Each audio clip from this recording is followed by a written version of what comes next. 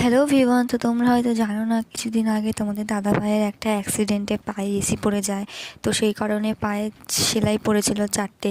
তো আমরা দুদিন আগে ম্যাডামের কাছে এসেছিলাম ড্রেসিং করাতে, তখনও সেলাইটা শোকায়নি। সেজন্য ম্যাডাম বলেছিল 2 দিন পরে আসতে। তো আজকে ফাইনালি আমরা এসেছি। তো আজকে ফাইনালি সেলাইটা কাটবে। সেজন্য ম্যাডাম একটু দেখছিল যে চেপে চেপে যে শুকিয়েছে কি না। তো দেখো, আমার তো খুবই ভয় লাগছিল কী হবে কী হবে। ম্যাডাম যখন সেলাইটা টানছিল আমার তো হাত পা ঠান্ডা হয়ে গেছিলো। কিন্তু তোমাদের দাদাভাই সত্যি খুবই সাহস। দেখো ও চুপচাপ কীভাবে বসে আছে। আমি তো ওর জায়গা হলে পারতামই না।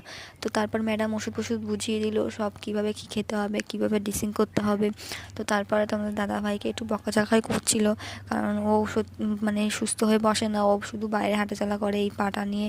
যদি হাঁটাচলা না করতো তাহলে হয়তো 2 দিন আগে তাড়াতাড়ি শুকিয়ে যেত। তো ওর তো খুবই খুশি। ওর তো আনন্দেতে ধরছিল না যে পাটা সেলাইটা কেটে দিয়েছে, ও এবার হাঁটাচলা করতে পারবে, বাইরে হাঁটতে চলতে পারবে।